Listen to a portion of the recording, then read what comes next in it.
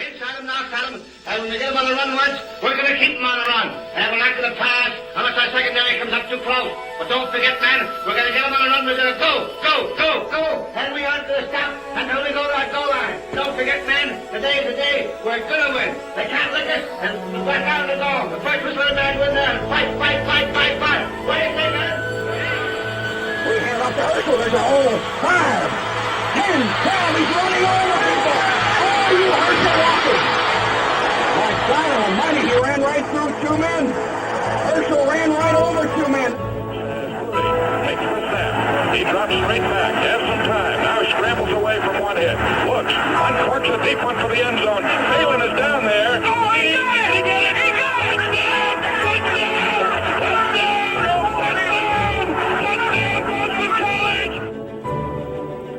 Ball comes loose and the Bears have to get out of bounds.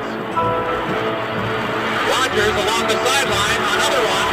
They're still in deep trouble at midfield. They tried to do a couple of... The ball is still loose as they get it to Rodgers. They give it back down to the 30. They're down to the 20. Oh, the band is out on the field. He's going to go into the end zone. He's going to go out of there. The Bears have won. The Bears have won. Oh, my God. The most amazing, sensational, dramatic, heart-rending, exciting, thrilling finish in the history of college football. And here's Howard Douglas.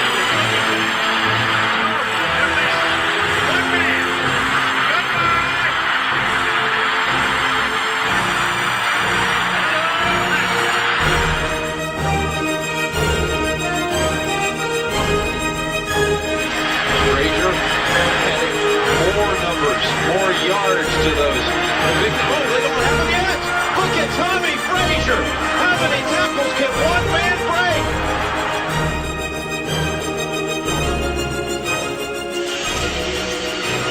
It's up. Burst it to the right. 3 wide outs at the top of the picture. Stewart hit time. Lets it go. He's got 3 people down there. The ball's up in the air. Touchdown!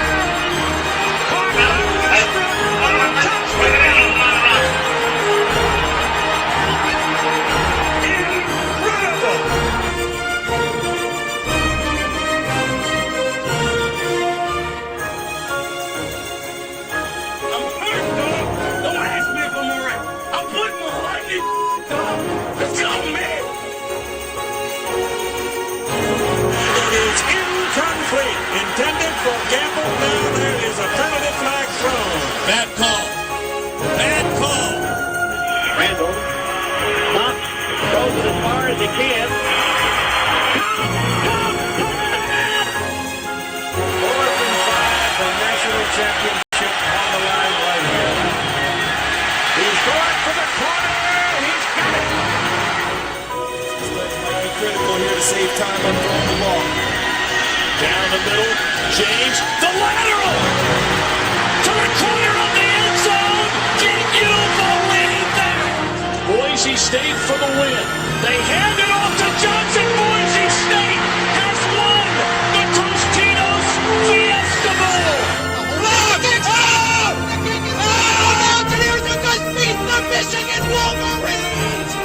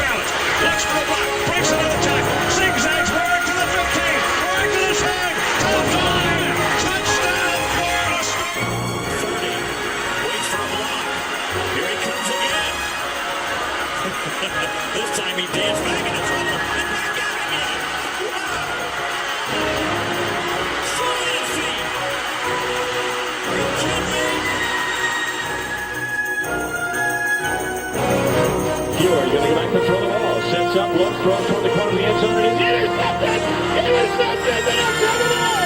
Down to the 35, the 40, Kenny Wayne nearly scored! Kenny Wayne again scored! Touchdown! Touchdown! Kenny Wayne with the high interception!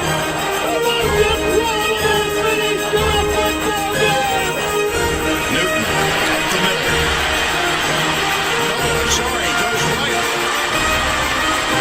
Still loose. He accelerates. Oh, my goodness. Last play of regulation. Chucks into the end zone. Caught. Michigan State's got it on the rebound. Touchdown. Martinez in trouble. Versus. Trying to break contain. Martinez up the sideline. Still running. Look out. Tell Martinez. Look out. He's got it. Martinez. Taylor Martinez. Touchdown. Oscar.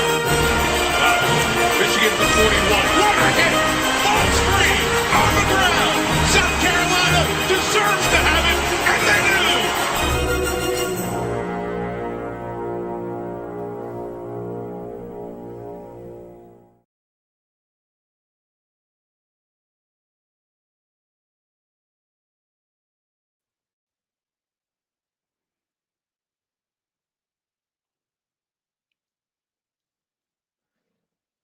Well, good morning, good afternoon, good day, everyone.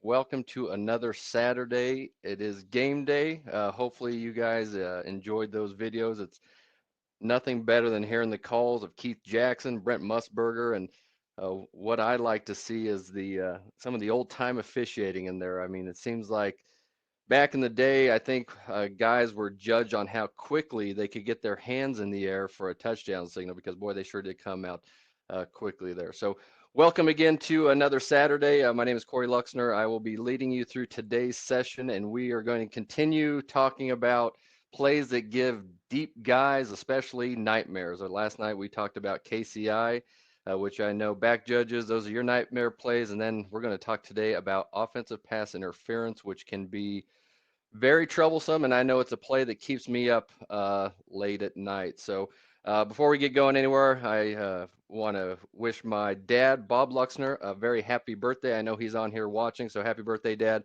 Love you. And if it weren't for him, I would not have gotten involved in officiating way back in 1995. So let's get into our program here and let's kind of set the stage. So offensive pass interference, most commonly referred to as OPI. Arguably one of the most challenging calls an official will make in a game. I think it is akin to roughing the passer for the referees, and for those of us deep, the five officials that have receiver responsibility, it is very challenging. And so what makes this so challenging? Well, number one, it is a play that is often coached, it is often choreographed, and so when you relate it to something like DPI is a very reactionary foul. And so it just happens kind of in the heat of the moment, if you will. I mean, there are aspects of OPI where that can happen, but by and large, a lot of OPI plays are scripted. They are rub routes, they are crossing patterns.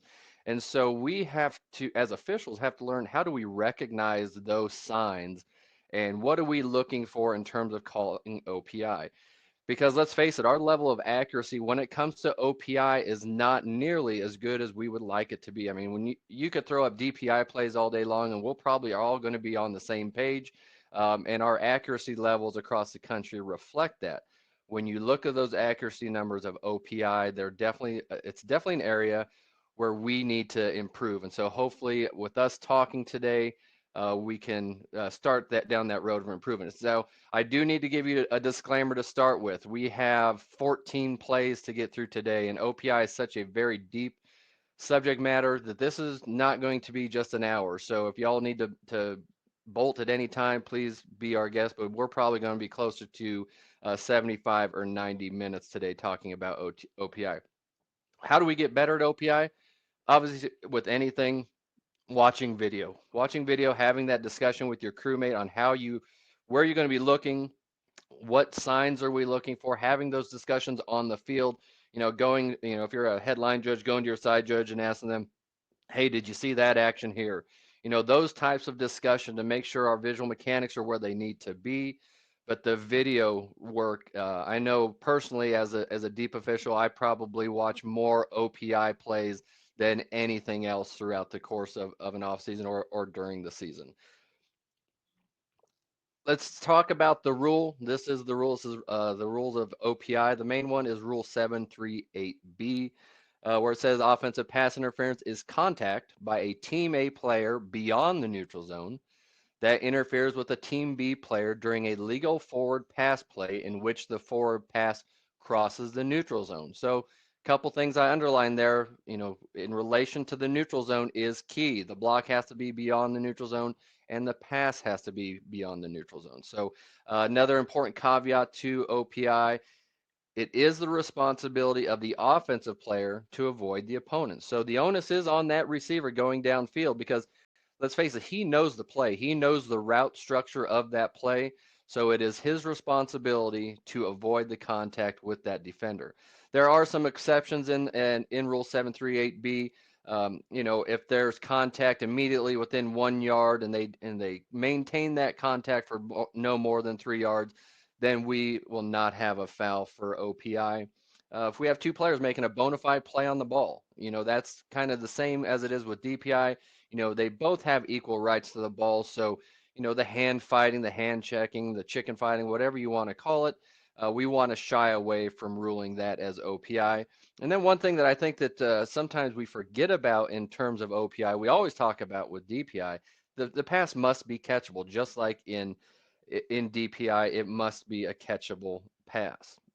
So how do we get better and how do we become consistent with this? Well, within our manual, the CCA manual, we do have some philosophies that we put in place to hopefully help us as a group of officials across the world be more consistent with calling all of our fouls. But, today we're talking about OPI. In terms of OPI, you can find this information on page 28 of the CCA manual where we talk about philosophies. And so there are 4 categories of OPI. We have creating separation, driving through a defender, blocking downfield, and picking off a defender. So those are the 4 we're looking for. So if you see some action out there, and the way I like to officiate this play is if I see an action, if I can't immediately put it into a category, odds are that's probably not a foul.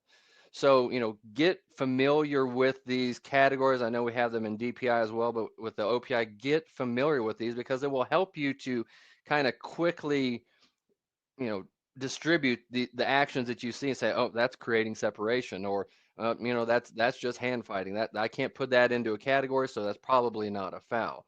Another philosophy we use is, on the field, we expand that neutral zone by a yard to help us be consistent. Now, that's not within the rule book, and that brings in some aspects of replay to OPI, which we will touch on today as well. Overthrown screen passes is specifically listed as a philosophy that we're not going to call OPI if we have lead blockers downfield blocking for what they think is a screen and the quarterback overthrows it, whether on accident or purposefully because he knows that the plays has been read by the defense. We're not going to call OPI there. And we're also going to ignore OPI similar to IDP if the quarterback legally grounds the ball out of bounds or near the sideline. So those are some philosophies that you want to keep in mind when we're talking about OPI. Some helpful hints that I use and that I know that I've been taught that I'd like to pass along, some helpful hints for how to judge OPI. And so first and foremost, OPI is not something where you see the action, deem it to be a foul, and immediately put a flag on the ground. There is a 2-step process involved. And so we'll touch on that quite a bit today. You have to see the action and then find the ball. Look back to that passer, see where the pass is thrown, if the ball's even gone yet, because then that will determine when and if we have a foul for OPI. Overt versus subtle. In most cases, we want to see a very overt act. You're talking about creating separation. You want to see a push off. You want to see that contact by the receiver affect the defender in a way that changes his body angle, changes his body posturing. Now, obviously, there are certain categories of OPI that can be subtle. You know, those rub routes, the blocking downfield, the pick routes, those can be subtle at times. And so, you know, we got to be on. We can't, you know, just blindly say, oh, that's not overt everywhere. But you know, by and large, I think you're wanting to see those overt acts. Creating separation versus gaining separation. That's something that I was taught early on in my career, and I'll credit Freeman Johns for teaching me this, that there is a difference, that a receiver can gain separation legally, and then there's that difference between, okay, how did he create it, or did he just earn it, or did he gain that separation through his athleticism, through his route? And so sometimes that's where we also look at the defender's body reaction. Then another hint that has helped me immensely is who is initiating that contact. You know, is the receiver actually running a route? You know, you can tell when a receiver is trying to get downfield or get into an open space, judging by their stride or judging by their feet. And so we'll use some of those plays today to talk about that, and that has always helped me. So without further ado, let's go ahead and get into the plays. We also have 10 polls that are going to start today. So we will start our first poll and then get into the play. And I'm going to ask you quite, you know, easy it can be, this first question. Which category of OPI does the action at the B13 fall into? And we'll go to our first video. This is week 8 action at Texas Tech, Iowa State, and Texas Tech. So I'll let this play a couple of times. You'll see a couple of angles on this, and then I'll you know, give you time to vote on this. So we're looking for blocking downfield, creating separation, driving through, pick, or none. This is a legal play. And so that action is at the B13 yard line. Take a look at that. I'll circle who we're watching here right there. Number 2 receiver up at the top.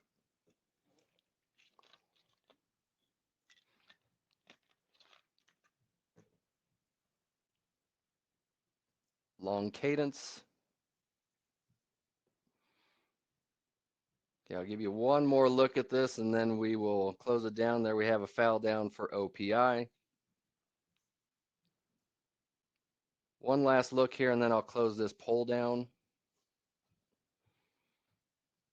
Numbers are kind of evening out here. All right, so let's end this poll and then start to talk about this play. So 89% of us deemed this to be a pick. A few people thought 5% blocking downfield, and then a couple votes for driving through, and there are a couple votes that thought this was a legal play. So let's talk about this play. And so when we're talking about passing plays, you know, one thing to get into is identifying all 5 keys. And, you know, at that point, who is responsible for each play? So line judge is to the top of the field, so that means the back judge would be on that number 2 receiver. Field judge obviously has the widest man to that, the widest player to that side. Side judge at the bottom, headline judge have that second man in, and then the line judge finally, initially with this formation, would have there. We're going to have some motioning on this play that will change that just a little bit. We'll see that number 2 receiver at the bottom will motion across, so the headline judge and line judge will switch initial keys. And so for me, what I do as a deep wing, when I see my key going across the field like this, a habit that I have created is I want to look out in front of him, because these are the type of routes that they're looking to pick defenders off. And so if I can, you know, see that action coming and see, okay, what is he going after?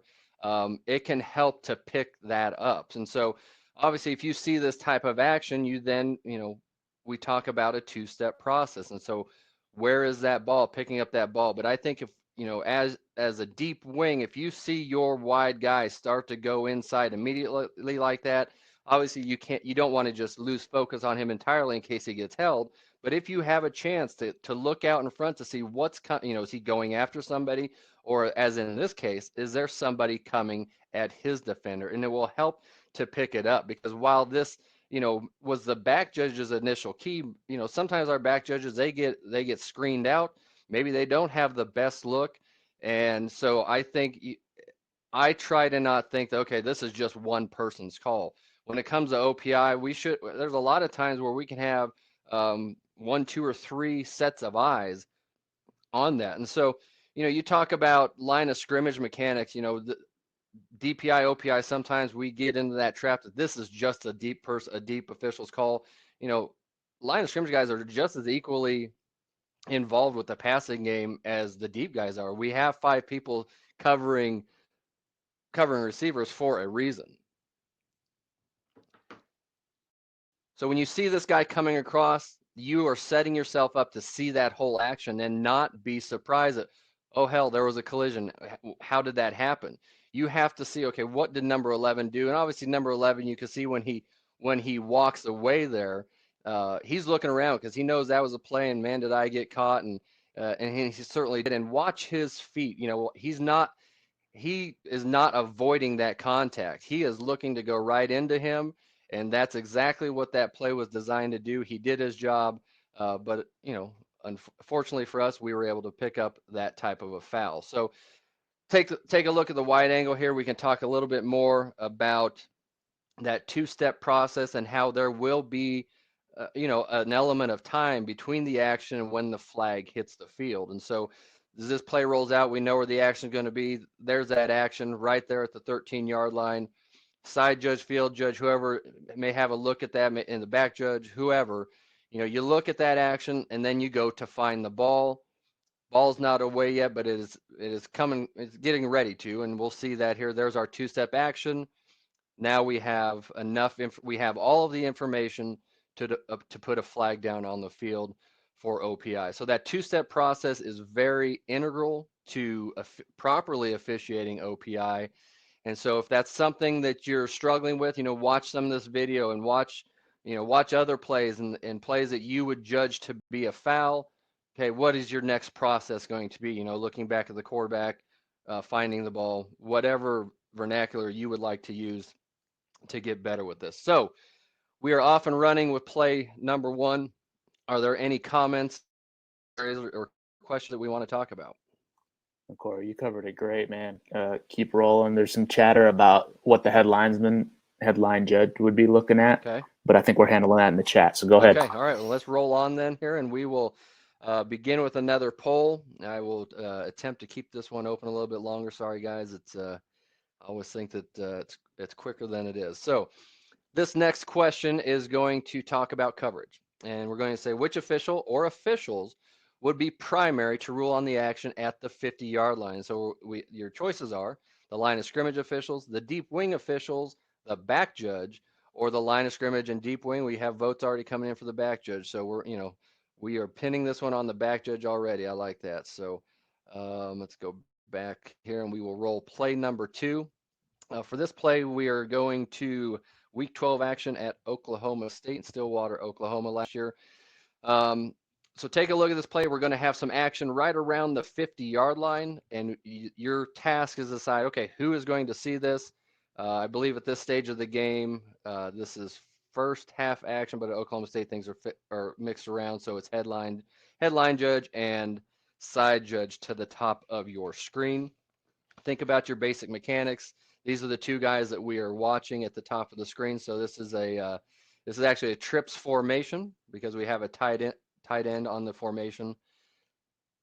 So take a look at this play. I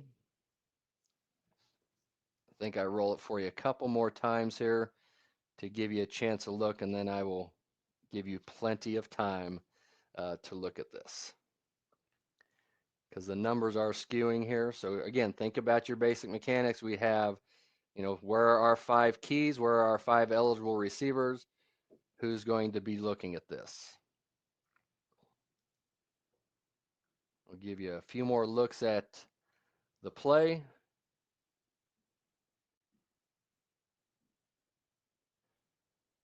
So we see there's a lot of contact there, crossing routes. These are the things we're going to be looking at.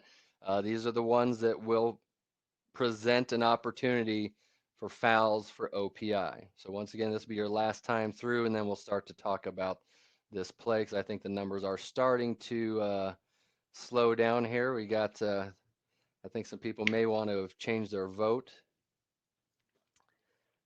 All right, that's going to be your last look. So 5 seconds to get all of your answers in, and we will talk about this play.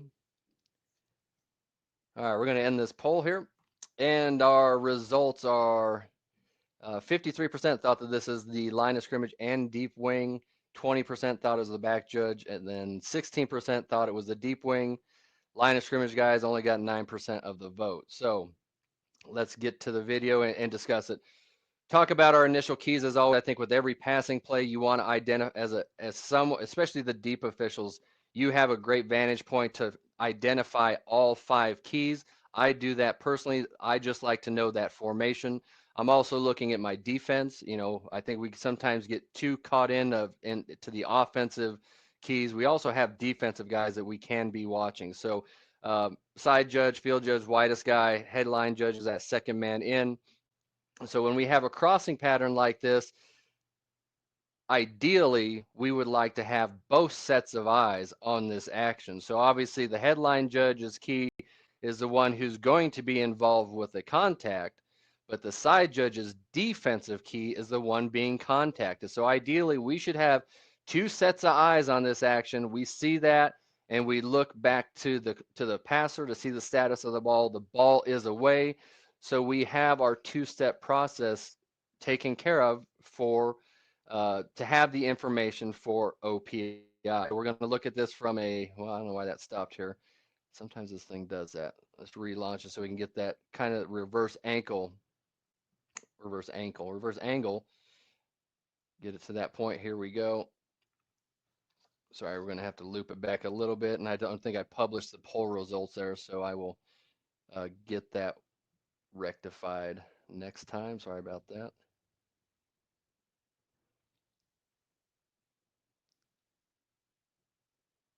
All right, here we go. We're back to the action. I don't know why that took a long time to load for some reason. Here is our reverse angle. We see down there at the bottom there is crossing. You know, this is obviously a planned route. Number 5 thinking, yes, he got me for gone for DPI. We're good, but then there's some reaction that we're going to see here coming up that the offense wasn't so hot with this play because this was flagged for OPI for a pick, blocking downfield. We'll look at this again. We'll get another replay of this, an ISO view to show you exactly what's going on here. Number 5, he is not trying to avoid that at all, and you notice his feet, he's chopping down. If he's trying to get into a route, he's going to be full stride trying to get around that. You know, quarterback doesn't really like the, you know, he knows he screwed up. The other receiver's like, what are you doing, bro? You know, this was not how we needed to do this. So that is our step process, kind of our basic mechanics. Any questions, comments that we have coming through that we want to address before we keep going? Yeah, Daniel, maybe address the point about, you know, the tight end staying in and how fast can the back judge get out to this or not?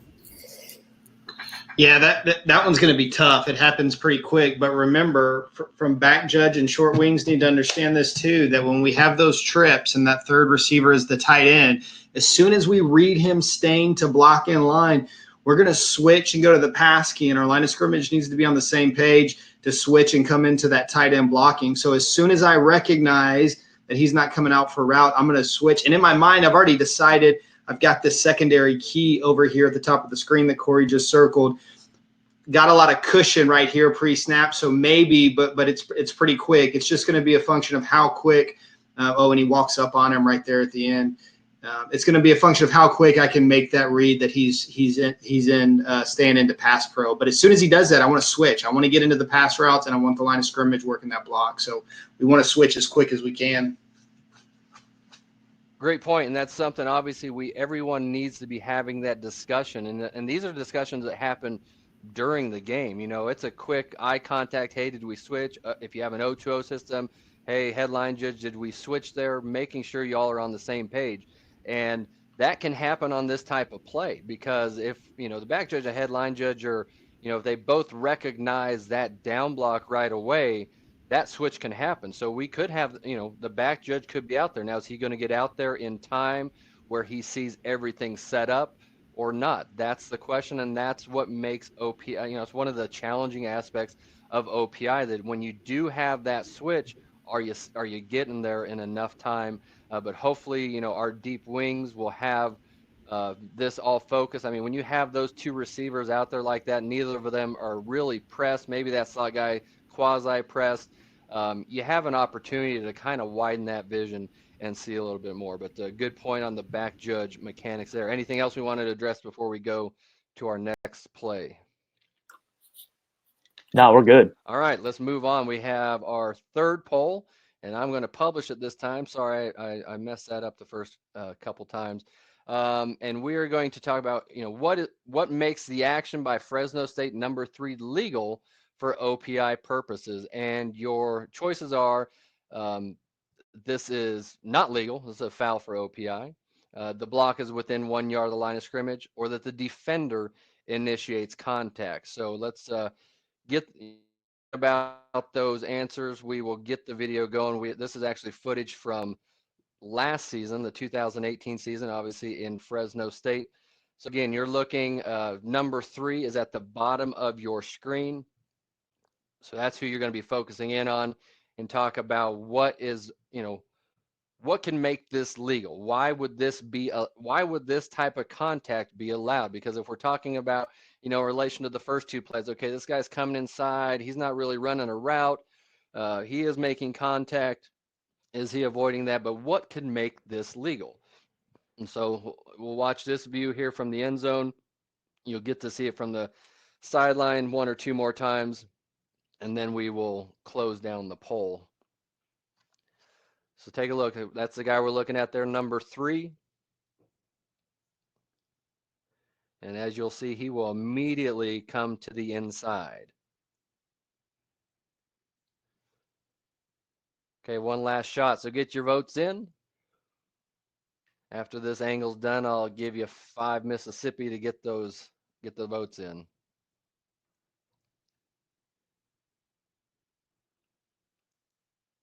All right, I'm going to end this poll out there, and 71% of us said the block was within 1 yard of the line of scrimmage, and that is exactly what we need to talk about. So we talked about earlier when we were going over the rule that the block and the block and the pass has to cross the neutral zone, and for our purposes of doing this is we expand that neutral zone to 1 yard. And in this play, you can see that the ball was snapped right at the 2.5 yard line. The block takes place roughly the same area. Maybe he gets all the way to the 2. So that's something that we have to consider, and especially in this type of scenario, as the field compresses, as we get closer to that goal line, field space is at a premium. We don't have as much room to work with. And so bodies are going to be crossing, there is going to be contact, but we have to determine, okay, where did that block take place? Is this beyond 1 yard? Is it within 1 yard? And then go from there. So obviously this is designed. Number 3 is intending to do this exactly as he is, because that slot back is going to release and go to the out, and then the fullback is going to go out into the flat. And this is exactly what this play is designed to do. In terms of what is legal, what number 3 does is completely legal. Now, is he on the edge of being 1 yard? Yes, but I don't think we want to split hairs there on this type of a play. So, who's going to be looking at that? Obviously, that was a field judge's initial key. Excuse me. But the line judge also has a pretty decent look at that. So, he's going to he'll have obviously that first back coming his way. But can he have a look at that? I think he can. Obviously, as deep officials, we depend on our line of scrimmage crewmates to sometimes give us that information. Okay, where was that block? Where was the ball first touched? Those types of things. So it's got to be all hands on deck when we are talking about OPI. So multiple looks on this type of play. Obviously, the field judge, I think the back judge, he'd have a good look at this as well, since everything is so compressed. Side judge probably doesn't have, side judge, headline judge side probably don't have much opinion on this play, but the other 3, we'll call them deep officials, would have a good look at that. So here's where our play sets up. Guys are getting free. We have all 3 keys in that same area. So, can you see everything? Can you widen your vision to help with that?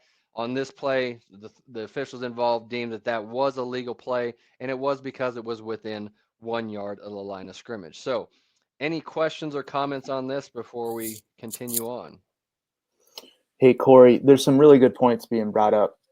We talk about the block being within 1 yard.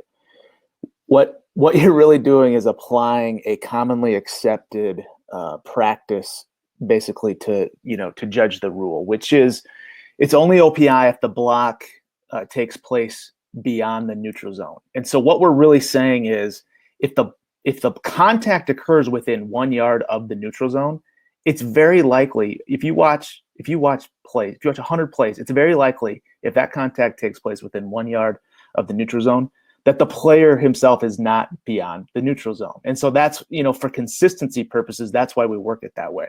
The 1 yard isn't technically in the rule, but, would you agree that, that's really why we talk about that? 100%. That we have these philosophies in place, and this being one of them, to help it be easier for us, to help us have a sense of consistency. Because in this case, say this is at the 50-yard line and they run this play, the official whose initial key this is as the crow flies, probably 40 yards away, and to accurately determine, okay, is he within that width of the football? That's next to impossible to consistently officiate that. So we do give ourselves some of that leeway. But Brandon brings up a great point. If you watch these types of plays over and over and over, more oftentimes than not, that the receiver doing the blocking is still within the neutral zone, and that's why we use that to help us become consistent with this. Otherwise, we're going to have calls all over the road that some are, some are not, and that's just going to drive coaches, supervisors, fans, announcers, everybody involved absolutely crazy. So great point. That's right. And then one more additional point. There is a 1 yard rule, but that only applies to ineligible players, who make contact within 1 yard and then continue to drive. So we don't want to confuse a play like this where we have a obviously eligible player blocking, with the 1 yard rule that is really specific to ineligible players. And Correct. We'll let people thumb through the rule book if they want more detail on that. Correct. I like it. All right. So where are we going to next? All right. We are going. So these first three plays were really, emphasizing the pick play aspect. And so as we know, we have categories of DPI, and so let's move on to the next one. And this one, we don't have a poll involved with this one, but this play is probably the hardest to find. We don't see a lot of calls for drive-through, and this one, it may not even be your classic drive-through, but it's going to help the point. So we're watching this down below, and I think Daniel, you were on this game. This was a couple years ago at KU. Or not a couple years, this was 2018. So when we talk about drive-through, we're talking about a receiver just going, a defender has established position, and that receiver is driving through to get to that position. And so I think initially that's exactly what this receiver does. A lot of times those drive-through types of actions, they can immediately turn into a blocking downfield. They can immediately turn into a creating separation type of foul. But I wanted to give you some type of video look at drive-through, because I think that's what this is doing. That slot corner, he's got that position. He is head up on this receiver, and he is there, and the receiver just comes out and continues to push him. He does, we talked about earlier that the responsibility lies on the offensive player to avoid contact, and this receiver obviously does not do that. He charges right into them. From a mechanics look, obviously back judge is looking at this. He's got great look at this all the way. Our deep wing side judge, he's got his initial key who's somewhat pressed, so he's probably not going to see the drive through. But he does transition enough, so we do have 2 flags on this. So, OPI is, again, all that timing. We have to go back and we have to look at, where's the action, where is the ball. I love the pace of these flags, because you can tell that both of these officials went through that process, because this action starts immediately, but that doesn't in itself create an opportunity for a foul. We have to look at the whole action. So both of these officials that threw on this action, they went through that 2-step process. And if you're ever looking for an example of a great pace of a flag, this here from the back judge Daniel in this play is exactly what we look for. We don't, it's not a race to get that flag on the ground when you deem something to be a foul. So obviously there's some other discussion points that we could go through on this OPI, DPI. You know, OPI happens so early in a play, in a route, that you could have both on a play. And I think that the discussion when we had this play come up last year, I think, Daniel, you were on this, but you can correct me if I'm wrong, but I think the discussion we had as a group was this is one of those rare plays where you legitimately could have had a flag for both OPI and DPI. See, there was that view from the back of the end zone where you see the defender grabbing the arm of the receiver. So, Daniel, do you want to lend any comment to this, since this was a game that you were involved with? No, Corey, I think you touched on everything really well, but I would just agree and echo your point there at the end that this is kind of one of those unicorn plays. We talked about this in a session a few weeks ago, how rare this is, but most appropriate ruling here is an OPI and a DPI, and I'll be prepared for it next time, but just not something you see very often. Because, usually one has an effect on the other, but these are really two independent fouls of each other, and just a really unique play, good one to learn from. Absolutely. I mean, when you see these unicorn plays on the field for the first time, you're like, oh, damn, that's what that looks like. And so then then you learn from it. I mean, obviously, it's great to learn from video, but sometimes you don't have that. And if you're the official that's experiencing this unicorn hunt, if you will, for the first time, boy, it can open your eyes. But I guarantee you this is something that, Daniel and the side judge and the headline judge on this game, they saw this live. They know exactly what that looks like now. And going forward, that helps them out. But, we're focusing in on the OPI aspect of this. And so when you see this receiver just run out and in essence, drive block a defender down the field, that's the possibility for a drive-through type of OPI. These are the types of indicators you're looking for this type of a play. So is there any other comments or questions that we want to address before we move on? All right, well, let's get on. That's the only play I have for drive-through. Like I said, that's probably the rarest category. So let's move on to our next category, and we're going to talk for the next few plays about creating separation. Again, there's no poll involved with this, so we want to just kind of set the stage for what we're looking at. We are heading to, this was at Boise State from this past season, and we're going to see a great example of what we're looking for when we talk about creating separation. So we talked earlier about wanting to see some type of an overt action, and when it comes to creating separation, that's where that overt aspect really comes most into play. You want to see, we're looking for extensions of arms with material effect on the defender. So don't just focus in on an extended arm, because sometimes that can fool us into thinking that that's OPI when a lot of times it is not. So there's two things. We're looking for extension with material effect on the defender. Some keys that I like to use: watch for the defender's body reaction. Does his angles change? Does his torso angle change? Does all of a sudden he get this burst of speed that he didn't normally have? Obviously from a different force, change of direction, change of body angle, whatever the case may be. That's what we're looking at here. Did our video freeze? Because it's not playing. Is this still playing out there? Can somebody tell me? No, it looks frozen to me, Corey. Yeah, I don't know what's going on here. It's frozen for me too. Let's see if I can just reload it. Come on, Webinar Jam, help me out. Operator error. Highly unlikely, Tuta. I am a tech savvy video guy. You know this. So let's see. We've turned you into one, that's for sure. Right. All right, is it playing now? It looks like it's playing on my end. Yes. All right, so there we go. Let's talk about the initial keys.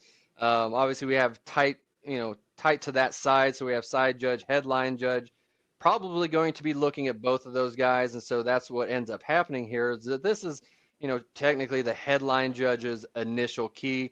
But as you've heard us talk about many times, that's initial key. That could change immediately. That could change later on in the play.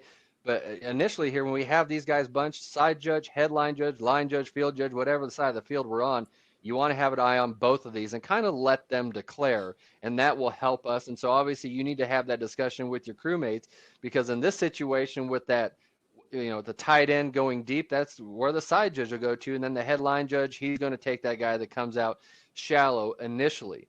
But then we have a pass in the air, and as we all know, we go to that action as deep officials. In this action, in this play example, the side judge does an excellent job of recognizing the pass, getting to this action in early enough time to see the whole thing, and he's going to pick up an overt action that he deems to be enough for an OPI foul. And so we'll get a couple looks at this. The headline judge, he's probably looking at this the whole way, but maybe he doesn't have the best angle. But there are times, on these sideline passes that we're going to have great looks, and you'll see right here, you're looking between players, but maybe that headline judge doesn't have the best look at that receiver's hands. But look at the defender's body angle right there. So it's hard to see the blurriness kind of obscures the receiver's arms, but you see that defender kind of lurching forward. That's not a natural act. That's not something that they do. Outstanding. He does a little bit of everything. He's lined up at the top of the screen right now, first down and 10. Single out by himself. I don't know why this is Henderson, though, looking left, and he guts this one, and this I got it is muted there. incomplete. Almost a catch. The flag is down. One of the tight end, Matt Pistone. We'll get some good looks at this. Let's see what the flag is here.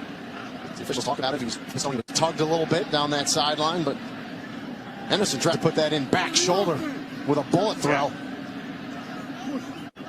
Yeah, let's see if Pistone can get called an offensive pass interference. Offense, number 47, 15-yard penalty enforced from the previous spot. First down. So we'll see if Pistone pushed off here to give him a little leverage on the sideline. Yeah, we're going to get a good look at it. Yeah, good call. First down. So we'll see if Pistone pushed off here to give him a little leverage on the video here. We'll see there's that extension of the arms, and look at the reaction of that defender's body.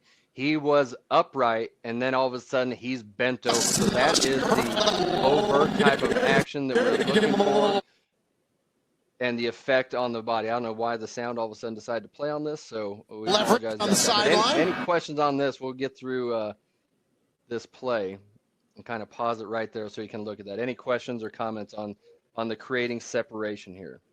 Yeah, Corey, and this one kind of also goes along with the drive-through question.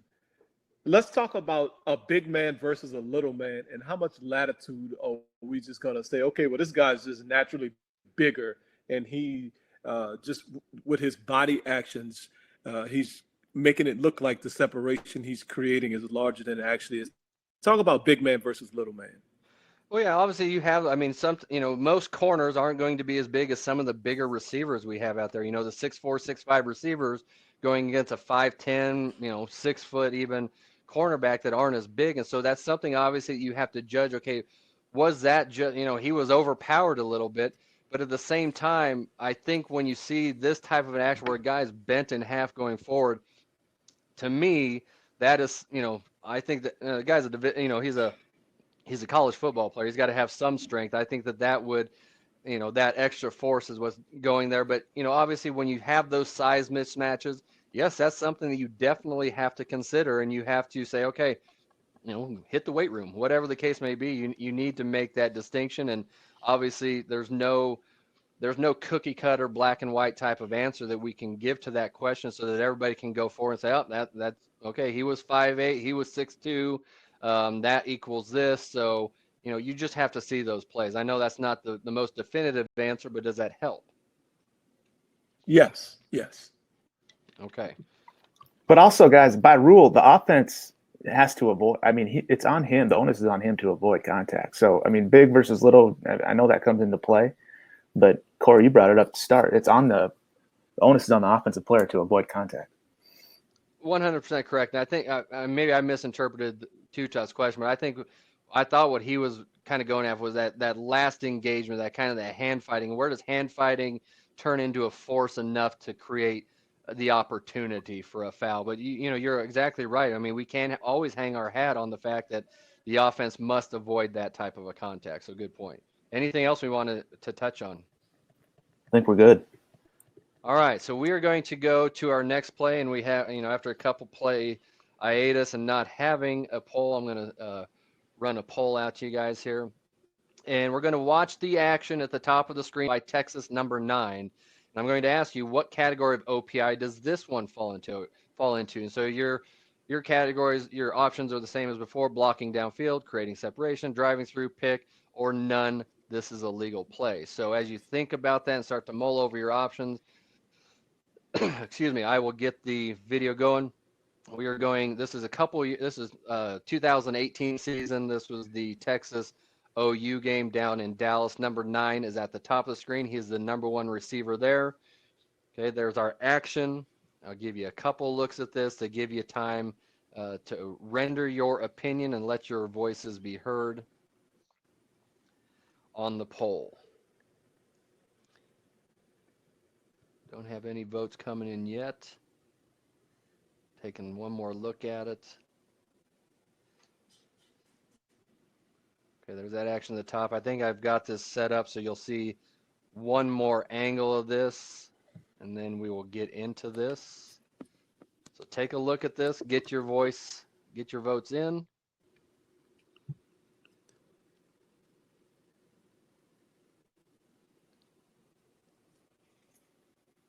Okay, one last shot to look at this, and then I'll close that poll down.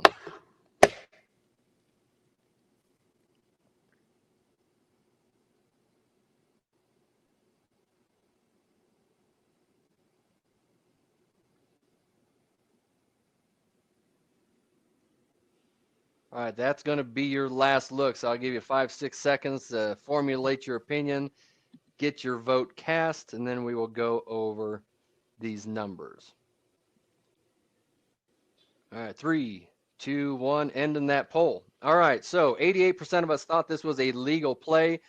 Thankfully, nobody thought that this was blocking downfield, driving through, or pick play. And then about 11% of us thought that this was creating separation. So we are talking, this is, again, we're talking about creating separation type of fouls. And what can a receiver do? Because there will be some contact on this play, obviously. And then we have to judge, okay, is this enough that will rise to a level of foul? Is this receiver doing something that's overt? Is he, doing an act that's just getting himself open, that he is gaining separation? And so this is an example of what a receiver is allowed to do to gain separation.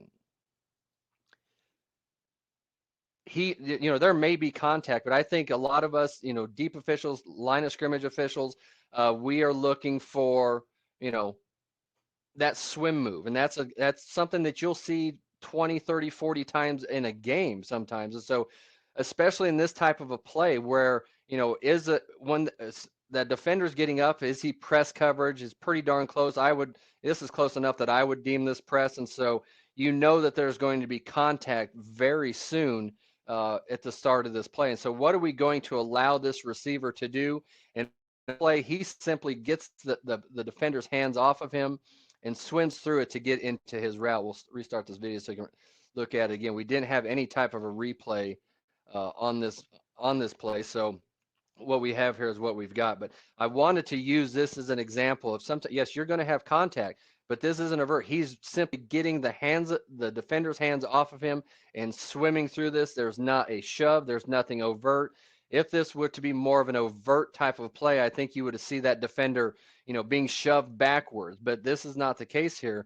The receiver, gets his left hand up, swims over with the right, and goes into his route. And I think this, if we can identify this, and if we can see this type of action, we will get better at judging OPI, because these are the types of actions that by and large, I think we're going to be okay with, because there are going to be some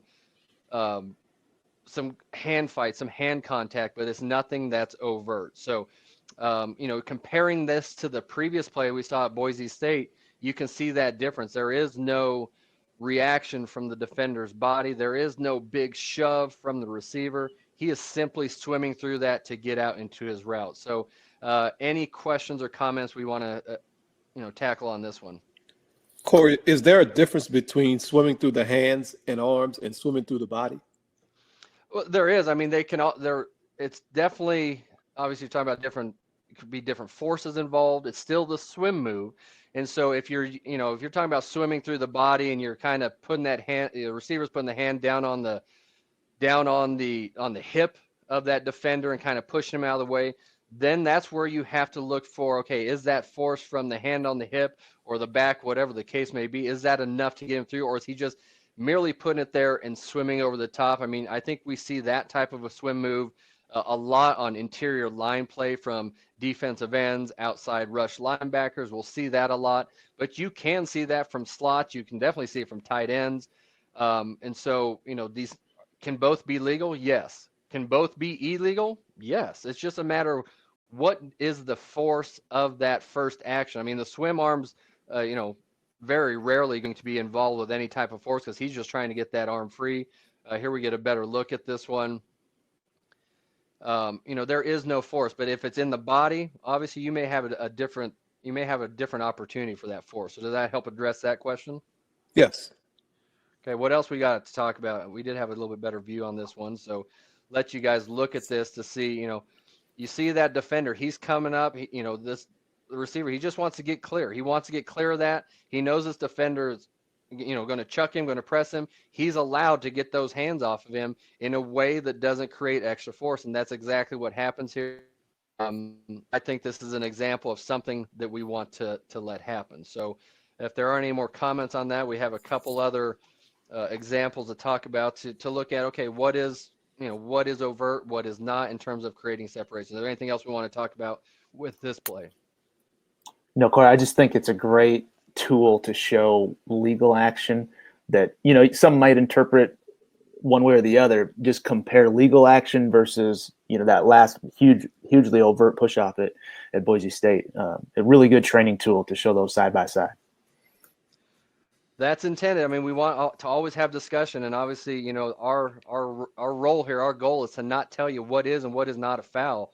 What we want to do is to give you the ammunition so that you can go through the process to pick up these tidbits, these clues, these indicators, whatever you want to talk about, to get yourself to make the best judgment that you can. And when you see this type of film and you say, okay, that's pretty much, that's a shove in the back, the guy bends over forward, versus this last play where, you know, he's just swimming out of it. The more that we can see that on video and put that to memory, that will just help us when we hit the field here in the fall. So let's move on here. I have another play, another poll for you. And this poll is going to be a mechanics type of question. And so the question to you is, mechanically, which official or officials should have a good look at the action at the A45 yard line? Your options are field judge, line judge, back judge, and your fourth answer is all three. And so we are going to roll the video as you start to think about that question. And we are going to, this is week 3 action from last year, Southern California at BYU. We're talking about the play, you know, the action right there at the A45 yard line. It's on the number 1 receiver at the bottom of the screen.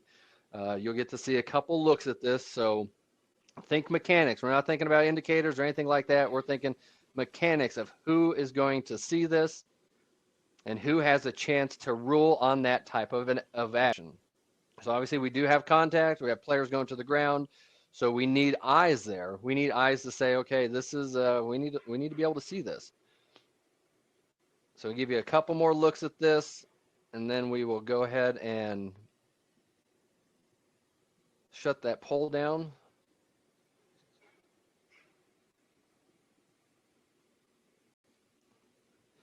Get your votes in. I'll give you one last look here, and then 5 seconds, 5-6 seconds to get those actions in, or those answers in.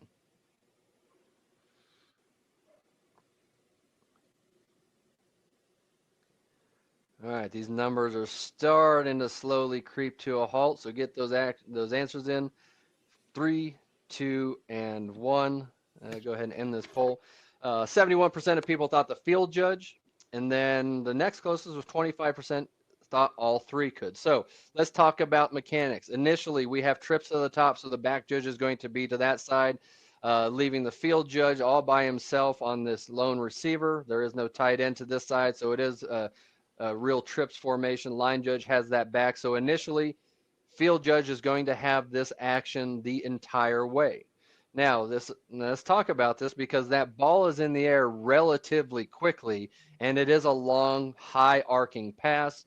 So I think that would give I'll let Daniel weigh in on this. I think it would give the back judge time to transition from his initial key over, and the line judge, his initial key is running in space. There's not much he needs to look at there. So I think he has an equal opportunity to start to transition to see most, if not all, of this action. Obviously, we want to see all of it before we render a decision, but we actually have a couple flags down, both from the field judge and back judge. So they did see, the back judge did make the transition in this type of situation. And so now the question is, do we see the entire action? And so, we always want to see the play, process the play in our mind, give us 1 second, 2 seconds, whatever the case may be, take a deep breath. I know are some of the pneumatics that people use out there, then get our flag on the ground. And so, one thing we had 2 flags here. We want to make sure that we're coming in and talking about that to make sure that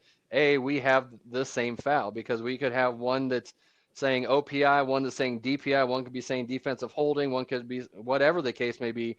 Great mechanic to always get into when you have 2 flags, come together, talk about it, and then not be in a hurry to get that preliminary signal. So, when we're talking in terms of OPI and coverage, we have a lot of opportunities to see this action. And so we're going to talk, we're not, going to discuss, is this a foul, is it not a foul, but what type of indicators are we looking for? Is there a creating separation opportunity? It looks like, defender, gets into them. Does he initiate the contact? Does the receiver get away from that? Those are all the things that we have to think about. And so mechanically, we need to have eyes there. And like I said earlier, I don't like to put it on just one official. Yes, there are going to be times where that's only one official that has that call, but in a lot of cases, especially on deep passes, we have 5 officials watching the passing game for a reason, because plays happen. So, again, this video keeps stopping short. I don't know what's going on with it today. I know it's operator error according to Tutas. So, what type of questions or comments do we have on this as we're going through this play?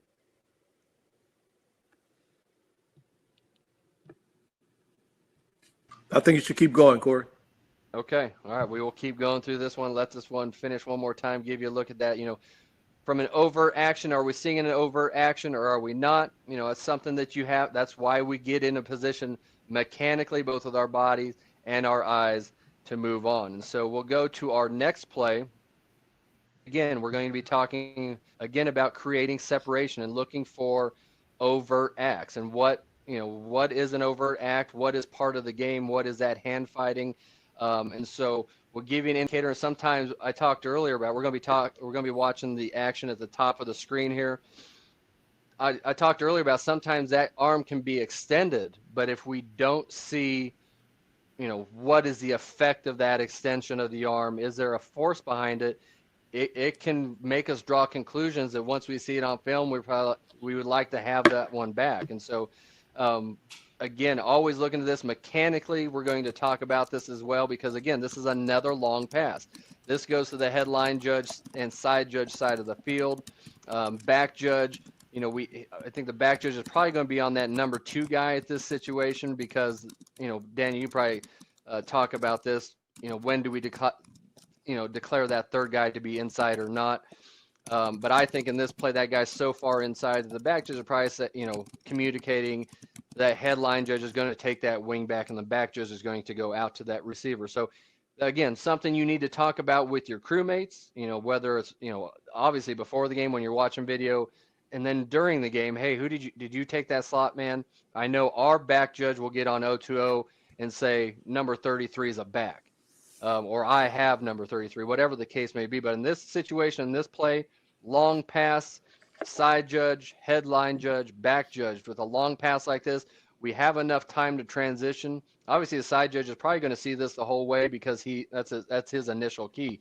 But I think the headline judge has a great opportunity to see this because there is space between those players. And so can he help on this type of action? Absolutely.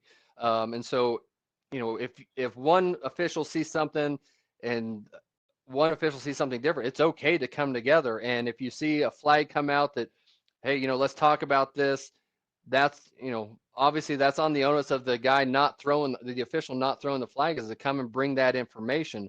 We had 2 fouls on this play. We had IDP and then offensive pass interference. And, offensive pass interference is obviously going to be picked because that's the most detrimental of the fouls. I mean, sometimes OPI can be an absolute drive killer for offensive, being that 15-yard penalty. So let's talk about this in terms of action for creating separation and what we're looking at here versus what we saw with that Boise play. And so I put that Boise play out there first to kind of set the standard for what we're looking for. And then I'm giving you 3 examples for you to compare that and for you to decide, okay, is this enough? And so obviously there's our extension of the arm. Now, what is happening with the extension of the arm? Sometimes what we have to look at is the defender helping with that arm. They like to grab elbows, they like to grab wrists, they like to grab forearms, because they know that if they can sneakily grab that arm and keep that hand down, maybe they'll get away with it. Maybe we won't see it, but it can also create an illusion for us to think that, man, this is a big push off because that arm is extended. But when you compare this to the Boise play earlier, you don't see the body reaction from the defender like we did in that play. The defender is able to recuperate. He's still involved with the play and actually is able to make a play on the ball.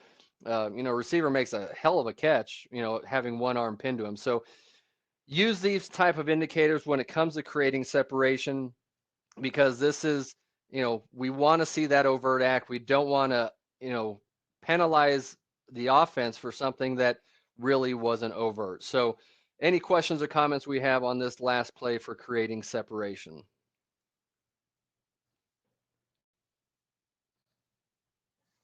All right, hearing none, I will deem the discussion closed. And we'll move on. And we got some more polls, more plays coming your way. I need to get here, hang on just a second. And we're going to switch gears a little bit and talk about a different category of OPI. So, true false question. Watch the number 3 receiver, the 3rd receiver from the top of the screen. This, true or false. This TCU receiver attempts to avoid contact with the Oklahoma defender. So we will go to the play. This is play number 9. And this is last year's action. Week 13, TCU at Oklahoma. Take a look at this, and again, if you don't know what I talk about, the number 3 receiver, we count 1, 2, 3 from the outside in. So the 3rd receiver is that slot, the 3rd guy from the top of the screen. I think he's number 4 in this situation. And your question, true or false? Is he attempting to avoid contact with the defender? True or false? Because as we talked about earlier, it is the responsibility of the offensive player to avoid that contact. And that is especially key when we're talking about blocking downfield and pick plays. Are they avoiding that contact? And so I'll give you a couple more looks here, and then we'll close this out. I think everything's starting to level out anyway. But look at this last play. I'll give you 5 or 6 seconds to get that last vote in. All right, everybody, looks like everyone's voices has been heard. False was the overwhelming answer here at 96%. And so let's always start with mechanics, okay? We've identified our 5 keys: side judge out the outside, headline judge, 2nd guy in, back judge, 3rd guy in, field judge is on his own on the tight end, then the line judge obviously will have that back. And so when we have all kinds of space here, there's nobody truly pressed, maybe number 2 somewhat, but seeing that number 3 guy come in, is he trying to avoid contact?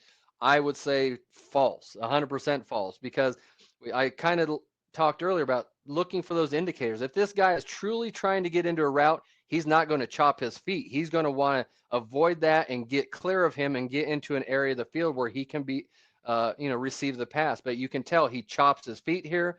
He goes into him, and then once there's contact, he stays there. So that's exactly what he wants to do. You compare the routes of the number 3 receiver and the number 2 receiver. Number 3, he's happy to be there. This is my job. I need to be here. I need to take number 9 out of the equation, who I think he was just a first-round draft pick a couple nights ago, so they're paying attention to this guy. Number 4 knows I need to go and disrupt number 9 getting out to that flat because that's where this pass is going. He does exactly the job he needs to do, and we need to have eyes on that. So considering the coverage that we had mechanically, obviously back judge has a great look at this.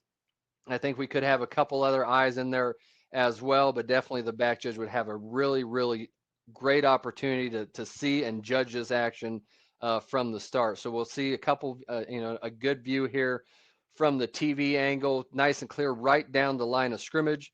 You'll see number 4 come in and then compare his route to what the number 2 guy does and watch their feet. Watch the difference in their feet and how the number 2 receiver, he's still going full stride because he knows he's trying to get the ball, where the number 3 guy, he knows he's going to block this guy to prevent him out from getting outside. So these are the types of indicators. These are the types of clues that receivers will give us. And one thing that I like to do pregame is when they are going through their pass routines is to watch how guys come out of their breaks. And sometimes that will give you just a little bit of an idea what you're going to see during that game. So any questions over this play that we want to touch on? Hey, Corey, you kind of touched on it a little bit, and it gets really difficult when we get near the end zone. One thing that I found is after the initial contact, I've kind of made up my mind whether the action was OPI worthy. And then I tend to watch what the receiver does after the initial contact. And you touched on it with this one, with after the initial contact, the kid continued to slide his feet and chop his feet and really stay with the contact. Is that something you do as well? Can you maybe talk about that? Oh, absolutely. You can deem a lot. You can judge a lot of what the intent was there. Was it merely just an accidental collision? Those can happen, but in this case, you see that initial indicator. Okay, he's chopping his feet, so maybe he's just bracing for impact and he wants to get away from it. But then you see once there's contact, he stays there. He doesn't try to bounce off and continue down his route to be that shallow crossing route.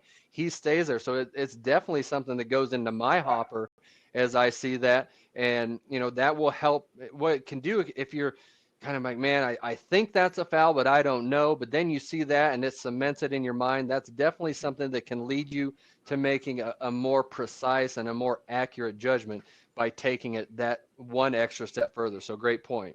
Anything else we want to touch on? It's actually a really good segue to a play we have coming up here next, actually. So any other questions before we move to that next play? All right, well, let's get moving here. Is that the right one?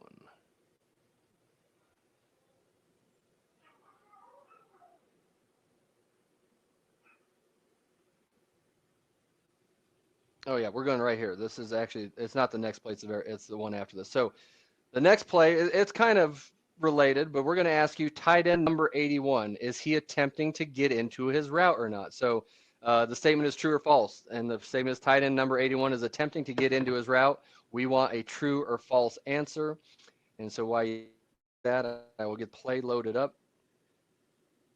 And we're going to stay in the exact same location, exact same game. We're still down in Norman, Oklahoma, week 13 action. And we're watching the tight end. He's number 81. He's at the bottom of the screen. So we're asking you, he's attempting to get into a route. True or false?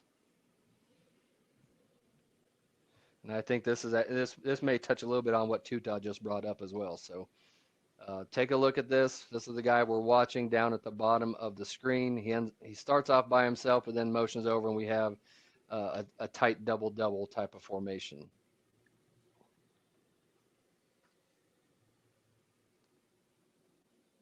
Okay, take a couple more looks at this. Get your votes in. Numbers are starting to kind of level out.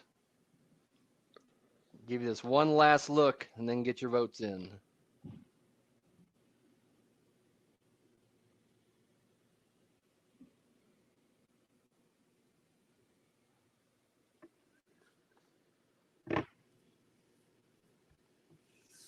All right, come on, video.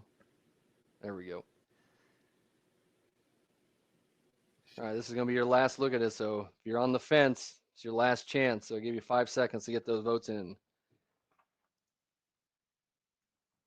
All right, we'll go ahead and close this one out.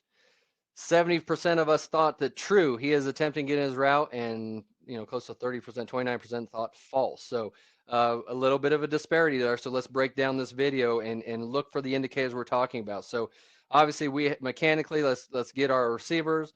We have our 2 to the top. Our back would be the line judge. Then we have our bottom 2 here, side judge, headline judge. Again, we have a bunch type of formation. We're going to let them declare, just like we saw earlier. We can't just say, okay, I'm going to watch that guy because he's the widest guy, because he may not do anything as a side judge. You want to watch everything. So ideally, we'll have 2 sets of eyes on all of this action to be able to see this. And so what we're going to do, we want to compare this route or this action by the tight end versus what we saw from the slot from number 4 earlier. And so we talked earlier about, offensive keys, defensive keys. You want to start to get it, and I'm very new to this, to trying to determine defensive coverage. My back judge, Lyndon, he is, he's been great trying to help me determine these, but it can help. You want to see, are these people manned up? And, in this situation, they are. We have this guy, he is, the outside defender, he looks like he's going to rush. I guess we should talk first about the routes. This is going to be a crossing type of route, which obviously down deep in the end, towards the end zone, that's something we need to have in our mind. I know sometimes us deep officials will look at each other and we'll, put a finger by our nose for pick. We got to be looking for that. But the defenders are manned up here. And so we have to know, okay, that can give us a clue. If we can identify that this is man coverage, we know that crossing, the crossing pattern better be clean. Otherwise, we could have an opportunity for OPI. And so looking at this guy, comparing this to the previous play, this receiver, he gets the contact, but you can tell he's trying to get deep into the end zone. He doesn't stop. He doesn't chop his feet, and you're going to get a great ISO view on this one to let you know, to see exactly what I'm talking about. He never stops. Once that contact happens, he keeps going. And so then we have to decide, okay, all right, I think that was a route. And so that takes away one of the indicators we're looking for that pick or blocking downfield type of play. And so, watching who initiates the action is also another key. In this play, the cornerback number 10, he steps up, meets him, he tries to encircle it and grasp him. So, who initiates the contact is another big component of OPI that we're going to talk about here coming up. But this is kind of a prelude to that. You have to see that. And so if you get focused in on your offensive key and you don't know what your defensive key is doing, it can lead you down the wrong path. And so keep watching these types of plays, and it will help you to better judge this type of an action. So any comments or questions on this one? Since we had some disparity, I imagine there might be a couple.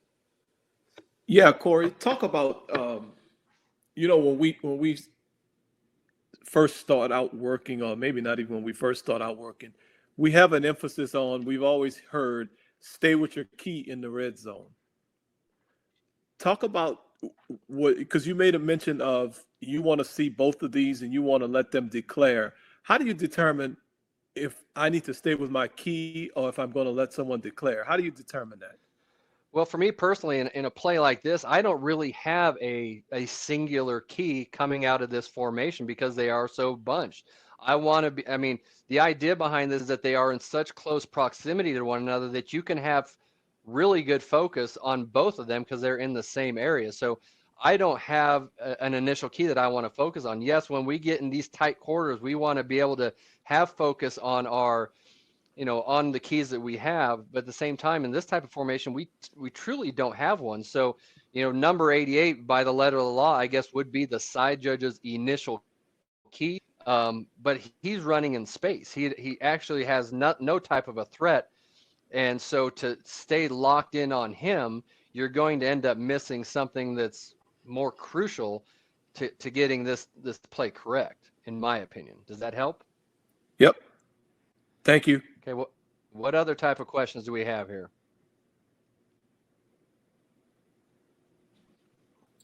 All right, let's move on. I know I Yep, warned good you to go, earlier Corey. that this one is going to be a long one, but this is something I think we need to talk about. So let's go to our next play, our next poll, and this is going to really kind of hammer in the whole pick and blocking downfield. Which official or officials will have the best look to determine if there is a foul for OPI on this play? Deep wing, back judge, line of scrimmage, or all three? And we will get our video while you start to think about that. And we are going to go back to Lawrence, Kansas. This is week 4 action from last year. And so this is going to talk a lot about what we've, the previous couple of plays, hopefully kind of wrap it all up. And so again, another tight end of the field. So we have a compressed field. Who's going to be looking at this type of action? We have trips out there, so who can help to decide, hey, do we have a foul or do we not? What type of mechanics are we looking at in this type of a play? Is there somebody that, hey, it's all you, Mr. Field Judge, it's all you, Mr. Line Judge? And so take a look at this, get your votes in, because we'll wrap this poll up here after this next view. So here's your last view coming up. And then we will talk about the mechanics. So there you go, 5 seconds.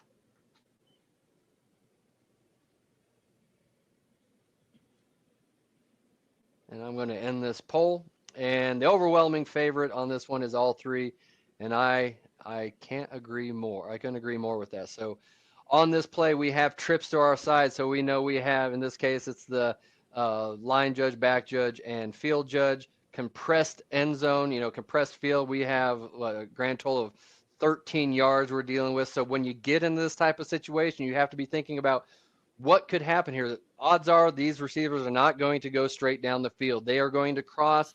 They are going to twist. They are going to do all kinds of things to try to create some space to make it easier to get themselves open. And so, mechanically, we have our back judge there, line judge, field judge, where they will be looking initially. We have some press coverage, which is going to, dictate how much longer we would stay with that initial key. So going to Tuta's question, the field judge in this case, his guys press, so the odds of having contact early are pretty high, or a lot higher than, say, the back judge's key, who doesn't have anybody in press. So in this situation, you may want to stay with that guy a little bit longer, but considering that there is contact early, we're going to be able to stay with it, see it, and then move on. In the meantime, our line judge, back judge, they may have some switching going on, but considering that we have a condensed field here, we should have a good look by all three officials to deem any type of OPI. Another thing we need to consider on this play is that we're inside the 5,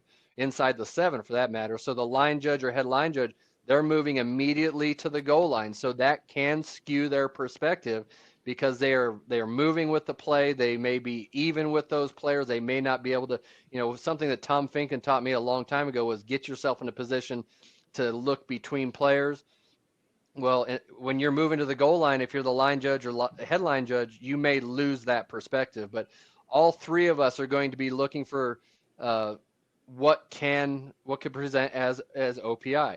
I think when we talk about who's initiating contact, our guys running routes, those are things that we want to discuss because that number 1 guy, he gets contacted early. The number 2 receiver goes inside and there's contact. And then all of a sudden we have a receiver who's wide open by himself. And obviously that isn't what the defense had intended to have happen. I think we can tell that this is man coverage because all those defenders, that were lined up with those receivers stay right where they are as the play goes on. So looking at this again, we get down into these situations in the red zone, especially inside the 10-yard line. We've got to be all hands on deck when it comes mechanically, make sure we're looking at the right places. We can debate all day long if this is OPI or if it's not. That's not the intention of this. We want to make sure that we are all in the position, our eyes where they need to be to make a correct call or correct judgment. So any questions or comments on that before we get into our last 3 sets of plays? Hey, Corey, I would just add, and not really not really trying to propagate this or teach this to anybody, but I'll just say that situation down there when we have twins or trips and the field's compressed and we've got man coverage, for me personally, man, was always very challenging visually for me to pick apart who initiated contact, who ran into who. It's just something I really struggled with. So kind of a focus for me a few years ago to really improve in this area of my practice was a switch to where I really spend my time now focusing on the defenders in that situation. When I'm in the red zone, usually even the 15, 10-yard line, I'm on the end line, I've got that man coverage. I spend my energy pre-snap staring at the defenders, and I feel like for me, that helps me identify if they got ran into or if they ran into someone. So I don't know if, again, I'm not trying to necessarily teach that as a mechanic, but it's something I've used that's really helped me. So just wanted to pass that along. Yeah, and I would echo that 100%. I think the more, you have to see how that defender got engaged, and I think we get a better idea of that when we see, we have to, at the very minimum, have the presence of mind to know where that defender is. And that's something that I've learned, this probably the past 3 or 4 years to really incorporate into my pre-snap routine. And I agree with you. When you get in those compressed areas, it matters even more at that point to know where those defenders are. So good. Those are good tidbits for those of you that if you're struggling with OPI in those situations, we're all trying to get better at that. Just something that Daniel and I use that can help. So let's move on. And, I think that's actually, you and Tuta are doing great with the segue. So we're going to, spend the last few plays talking about, how to determine who's initiating contact. And so we're going to throw a play up here that I know is going to create a lot of debate, but we're not talking about, is this a foul? Is it or not? We're just talking about the elements involved because we want to look at this. I know, going back to last year's Rose Bowl, late in the game, what are we looking at for in terms of, Daniel talked about watching that defender. Now, this isn't a compressed end zone area. So this is an example of when having an idea of that defender will help you to determine, okay, who is responsible for that coverage. And so we're going to watch the two players down at the bottom of the screen. Always find our eligibles. Where are they? So we know coverage. And I keep hammering that home because you have to have an idea of who is looking at who initially, who you may be switching with. I think this is paramount for back judges.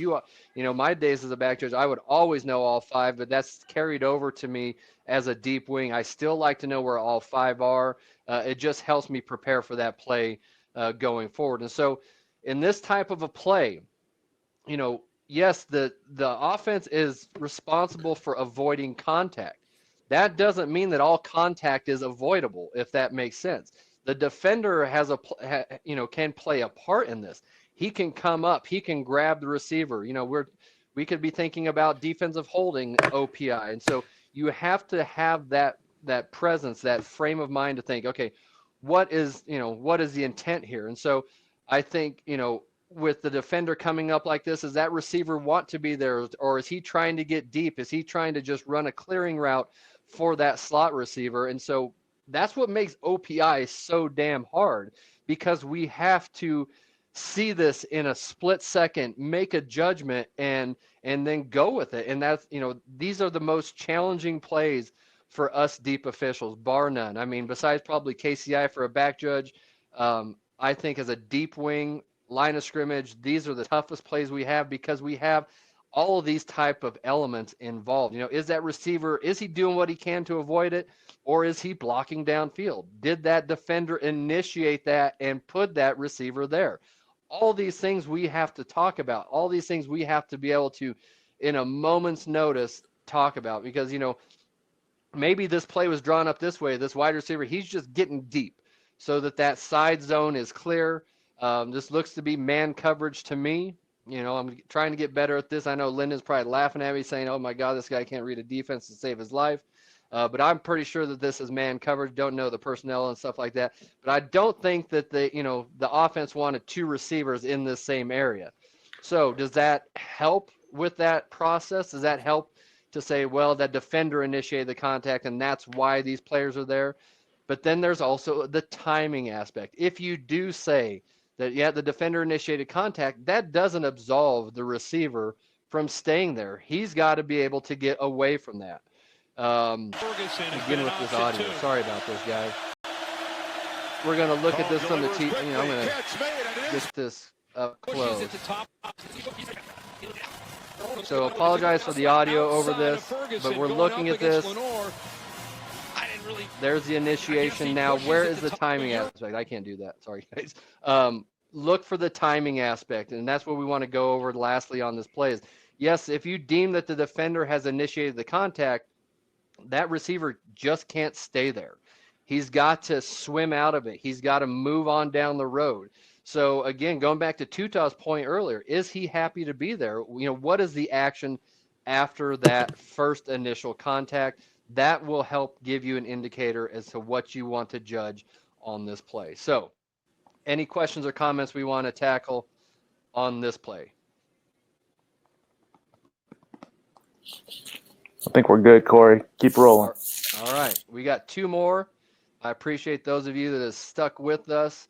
And we got two more polls, two more plays. So bringing in our final wrinkle to this opinion, the poll question here. Offensive pass interference is a reviewable foul. Always, sometimes, never. And I'm going to give you a play to start thinking about. We're going to start to mesh a lot of these things that we've talked about together. So start to look at this play. Another play from the 2018 season down at the Cotton Bowl. So we talk about OPI. We've talked about the categories: creating separation, drive-through, blocking downfield, picks. We've started to talk about who's initiating the contact. Now we have to incorporate our last final bit of this. Where's the ball caught? And as mechanics from on the field, that's where us deep guys, we depend so much on our line of scrimmage guys, because we can see action and then we have to decide, where was that ball caught? The philosophy I use is throw then ask. If I see action that's downfield and I have question as to where that ball was touched, I'm going to throw first and then go ask my line of scrimmage officials. I know we have the line judge, head line judge. It can depend on that, on who you're going to ask, but I'm going to ask, probably both of them. I'll go to my headline judge first and get that idea. So as I'm rambling on here, we're going to give you a couple last seconds. Looks like the poll numbers have stopped, so I can go ahead and end this poll. And 64% of us thought it was sometimes. Sometimes is exactly the correct answer, because OPI in and of itself is not a reviewable foul, at least not at our level. The NFL, obviously, is a different story. We're talking college football. What can be reviewed is where is that ball caught. And so on this type of a play, we're looking at that bottom receiver there. We can say, who's initiating the contact? Is that defender initiating the contact? But let's pretend that we deem this to be OPI. And so, but we did not throw a foul because it was deemed that it was caught at or behind the line of scrimmage. And so in order for replay to get involved in these types of plays, we have to have some sort of announcement. Without an announcement, replay is out of this. So in this type of a play, we pretend that we did not throw OPI, but the referee makes an announcement. There is no foul for offensive pass interference. The ball was caught at or behind the line of scrimmage. When the replay officials hear that, they automatically spring into action and know they have to go and find where is that ball caught. So we snapped from the B49 yard line. We do our two-step process, see the action, find the ball, get back in. We've determined that I think this is going to be OPI, but we're going to find everything else. Then we find where is that ball touched. Using the philosophies we have in place as on-field officials, we know we're going to give him that extra yard. Part of my pre-snap routine is to know, okay, we're snapping the 49. I have until the 48.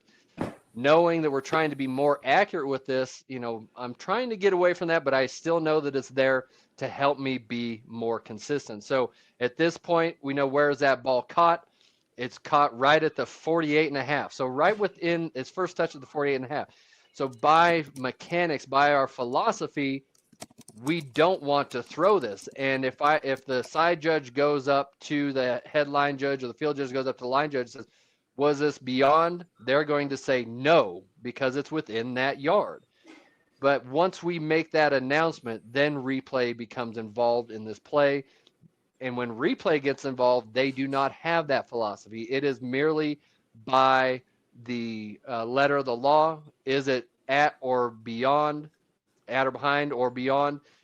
That's all they have to go with. So in this type of a situation, if we make that announcement, replay has a chance to come in and then say, after, upon further review, the ball was touched beyond the line of scrimmage.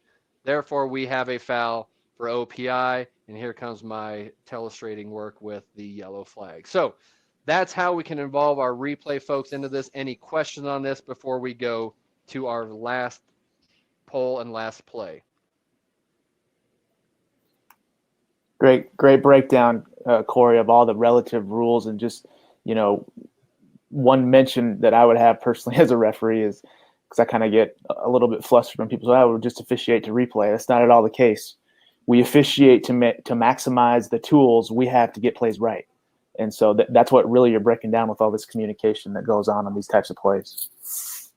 100%. I mean, we've got to be, so much communication is essential on a lot of these OPI plays, both on the field and in replay, that we're all together here. And so we're just trying to get this right, because we want to get this foul correct, because it is a big foul. It is, it can impact an offense, but it can also impact the defense if we're not calling it correctly. So we don't want to give the defense an undue disadvantage. So let's go to our last poll, our last play.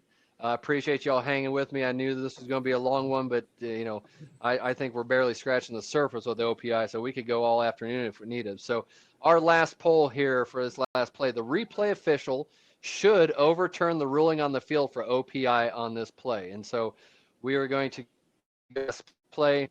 This took place in Ames, Iowa last year. I think this was week 13, week 14, somewhere in that area.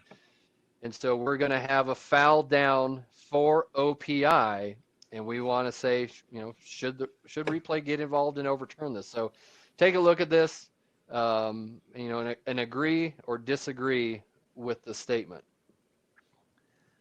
So you can see we have trips to this side. Finding our keys is what we're going to do each and every time. The guy we're looking at in terms of OPI is that first guy in. Comes in, delivers a block downfield. We have two sets of eyes on here. So mechanically, we have great coverage that we have two guys looking at that, because that's our first threat. Then we see the catch, and we have a couple flags come in for OPI. And so obviously part of this announcement is going, a lot of what replay can do is going to depend on the announcement. And Brandon, you can correct me if I'm wrong. If you just simply come out and say offensive pass interference number 2 offense, does that bring in replay, or do we need the aspect to say the ball was touched beyond the line of scrimmage? Yeah, good question. When we call a foul, basically what we've all kind of decided over time with all these reviewable aspects that have become new to our game, when we actually call the foul, all aspects of that foul are inferred, to be reviewable. So we don't have to explicitly say pass interference offense number 26, the pass was touched, beyond the line of scrimmage. Just by calling the foul and announcing it puts touching the pass as a reviewable aspect. Okay, perfect. That's good to know. And I had that question written down here to make sure we made that distinction. So once that foul is announced, our replay officials can then say, okay, they've watched the play. They know that it was close to the line of scrimmage. They hear that a foul has been called for OPI. They need to then go to the video and make sure that it was indeed caught beyond the line of scrimmage. And so we're going to see some replays here that will go, that will help determine where this ball was first caught. And this is exactly what our replay official in the booth is going to be looking at, or if you have a command center type of structure, they're looking at it there as well. So our line of scrimmage here, this is nice here. It's a big yard line. It's the B5 yard line. That helps from a replay aspect. So they're immediately going to look at this. Okay, where is that ball first caught? And they see here that it is first touched behind the line of scrimmage.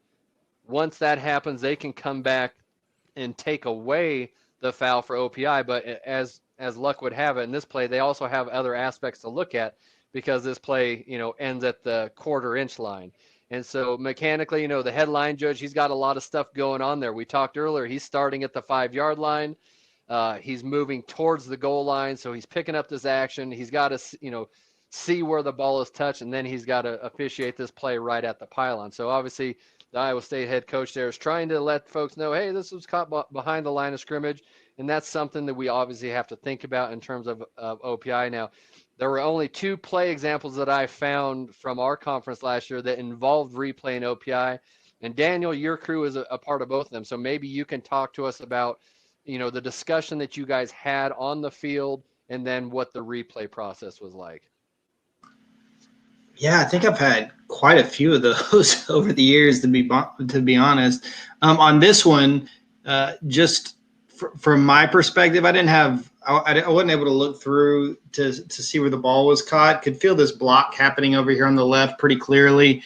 So when we get into this position, and we've already talked about this, but if would like to think with that big line that our line of scrimmage officials have a sense of where the ball was caught. But, depending on where his eyes are, and you mentioned this, it's the same principle as throw and then ask. If you're unsure, put the ball down.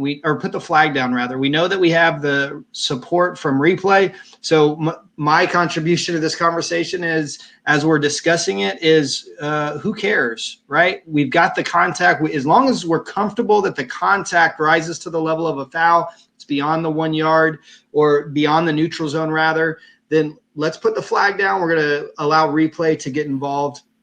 Same principle. If we're having a conversation after the play, right, and maybe we didn't throw a flag and we're unsure, I've got this, where was that pass caught? And the line of scrimmage official is for whatever reason got caught up in something else and they're unsure, who cares? Let's make an announcement and let's give replay the opportunity to come in and get this play right. So like in this case, the head linesman wasn't 100% where the ball was caught. So, okay, we got a flag down. Let's make an announcement. And as a crew, ultimately what matters is that we get the play right.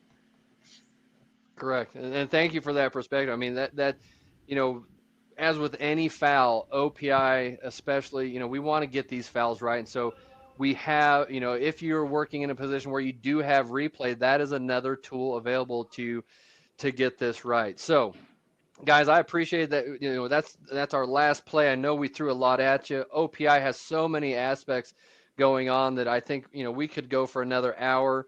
We didn't really get into the thirds aspect, but that's another conversation we can have maybe at a different time. My intent today was to get through some video examples of the categories of OPI, give you some looks, give you some contrasting looks, because again, OPI is very, very challenging. And it's something that I know personally I work to be better at each and every season. I invite conversations, I invite discussions. If any of you want to talk about plays that you have, please reach out, because I'll take any look at OPI that I can get, because it definitely will help me. Like I said earlier, it requires diligent work, going through videos, having those crew discussions, because we all have to be working on the same page to get the action. And as my headline judge, Mr. Mike Muller, always says, we have to make these big, and so I want to get the big ones. So before we close out, Brandon, Tuta, Daniel, anything else you want to add before we let folks go? Yeah, we want to just ask a question before Corey. The last play, not the last play, the previous play with the Oklahoma, with the pass that was touched beyond the line, a shade beyond the line of scrimmage. Can you maybe talk about timing aspect? If I'm a field judge and I'm watching that block action at the bottom, talk about timing regarding the block and the touching of the pass. How do we handle that from a deep perspective? Oh, great point. I'm sorry I didn't open it up to questions there for that one, but that is a great point, because that's where our two-step process is involved, because we're going to see that action, look back to the ball, and then you have to say, okay, did that block happen at the same time the ball was being caught? And personally, and the way I work it, if I have any doubt whatsoever as to when that ball was touched, I'm going to say that ball was touched at or about the same time as the block. Because let's face it, a lot of these plays are designed to have that contact happening, the block happening at the exact same time, or quickly after the catch or the first touch is made. So timing, is very key to this type of a foul. It's one of those aspects that we could go into even further. But once you see that action, and then you see the action, that's step one. Step two is going to find the ball. If by time you get back to see the ball and it's being caught, odds are, let's try to stay. I will try to stay away from that one, because then you're trying to play rewind in your mind, and that just doesn't usually go well. For me anyway. So does that help address that too, Tyler? Is there anything you want to add from that aspect? No, I don't have nothing to add, man. I'm sitting here. I'm just a good student today. Thank you. That was the first time for everything, right? Hey, Corey. Yeah. The standard for where the ball is touched relative to at or behind the line of scrimmage versus beyond the line of scrimmage, that has really changed over time. It's been interesting to watch this evolve. I think all of us have had a lot of, passionate conversations about this.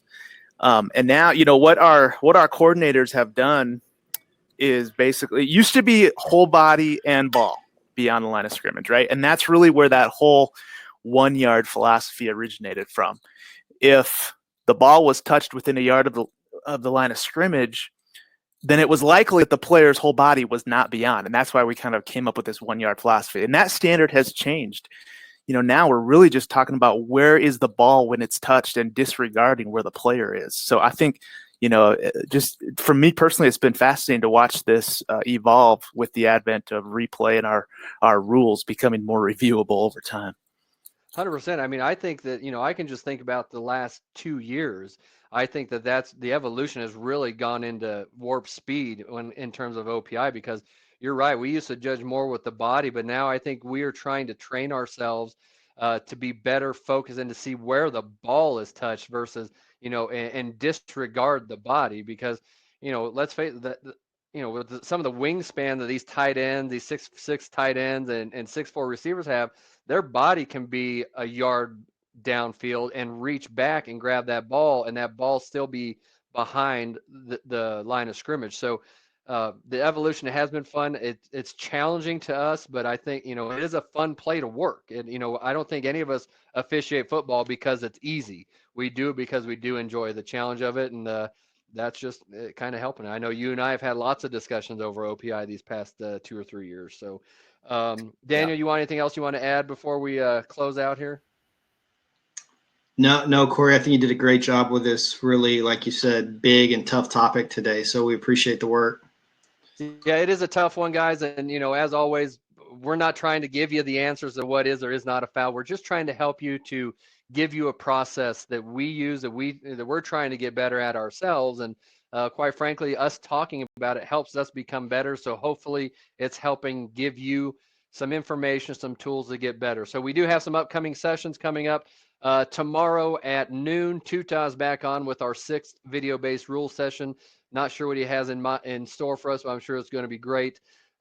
Next Thursday, Tuta and myself at 7 o'clock Central will be talking about some more deep wing mechanics.